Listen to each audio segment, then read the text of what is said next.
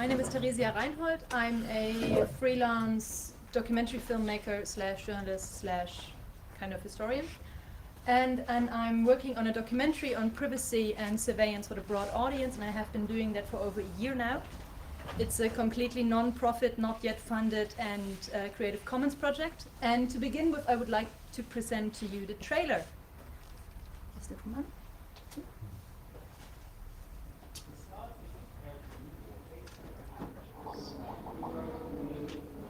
The Stasi actually had to use people to spy on you.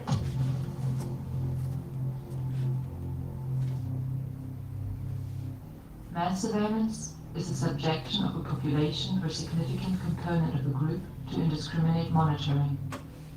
It involves a systematic interference with people's right to privacy.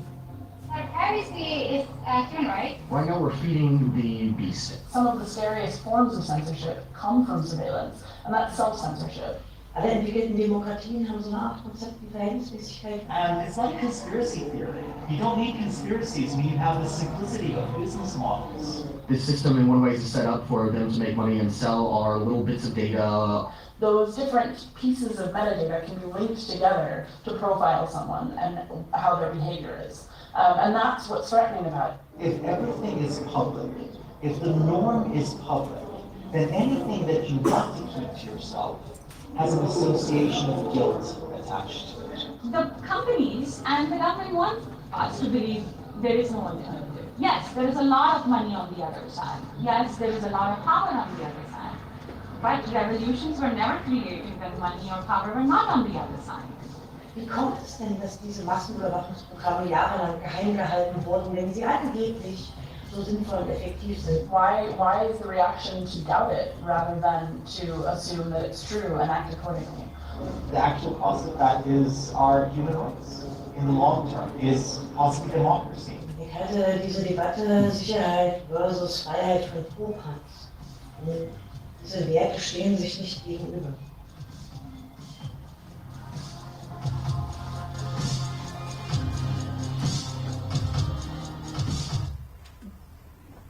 So, I'm quite sure that none of those information in this film will be new for anyone here, but this film is dedicated to people who have no experience in this field, no time to gather the information themselves because they have to work like 3 jobs or raise their kids or simply have more pressing issues.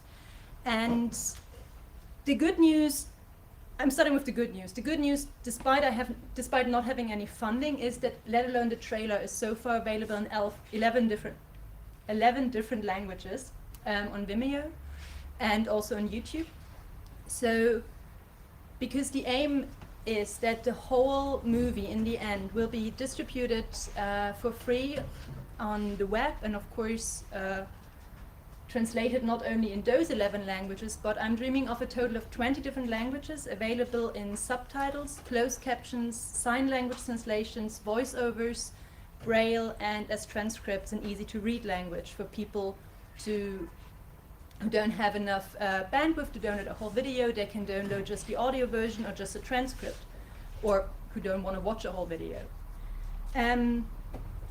One of the reasons I don't have funding yet is this quote that I have been told by a producer last year in France. We do not need yet another movie on privacy and surveillance. We know everything about it.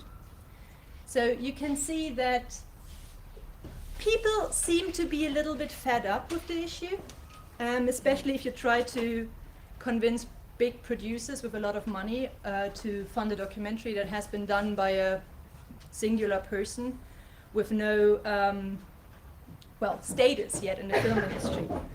But what this film is trying to do differently than all the other films that are out there, and there are amazing resources out there, which I really love and really hope to collaborate with as well, with the organizations who make them, is that I'm believing strongly not only in accessibility, but also in inclusion. That means that for me, the narrator is as important as the narrative. So what you or anyone who watches this film will not necessarily see while watching it are the usual suspects you can always see at conferences. And I'm not trying to knock against anyone here, but I'm trying not to have too many interviewees who are white men. That has a reason, because the film is not only made for a Western, European, US American or Canadian audience, but it is definitely made for all the other people on the planet who do not feel represented and who maybe want to have people from their own background or from similar experiences to themselves talking about those issues. So far I've interviewed 9 people. Those are the ones you can see here. And there's a typo, sorry. And not all of them are in the trailer, because when I edited the trailer, it was already, it was before I finished all the other interviews. So, and the next cool thing about this documentary is that there will be an app created for mainly Android phones, but if we can make it possible also cross-platform, for which we already have a mock-up, which was created back in August by Leonie Bruin from Novoda. And the app is mainly, the aim of the app is mainly to present the film not only as a whole, but cut down into individual chapters, so that it's easier digestible, faster to watch, listen to, or download in any other way.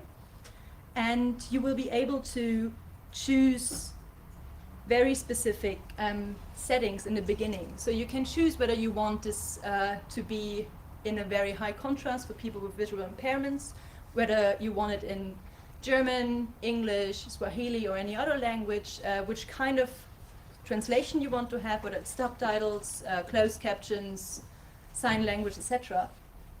And by this, I'm aiming to make it very, very easy for people to only download the app, which will be designed also in a way that when you download the app, it doesn't download all the video.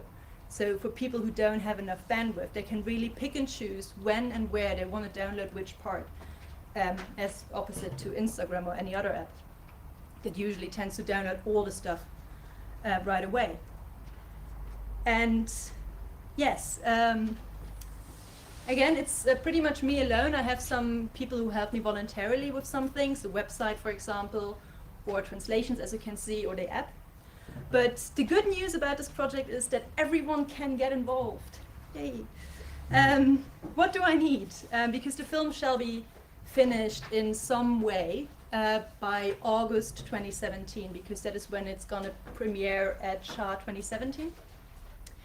But we need designers and illustrators to create animations to make it easier, understandable what the people are talking about. So that it's not just talking heads who talk about abstract stuff, but to have really easy to understand animations.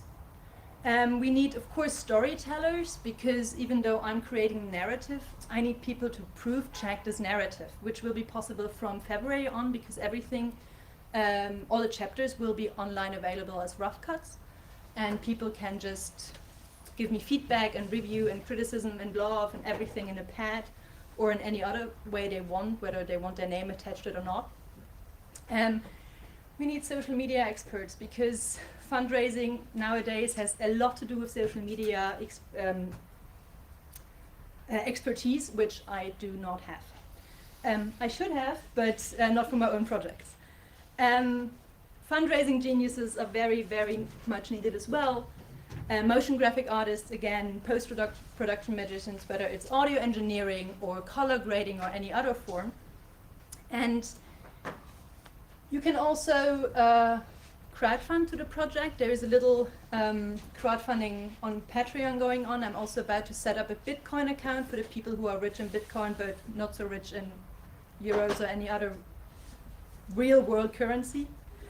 And you don't have to worry. I brought flyers and stickers which are available at the table outside, and feel free to take them. They are not perfect because they're for the first draft, but hey, flyers. And if you have any questions, talk to me. I'm here today, and thank you.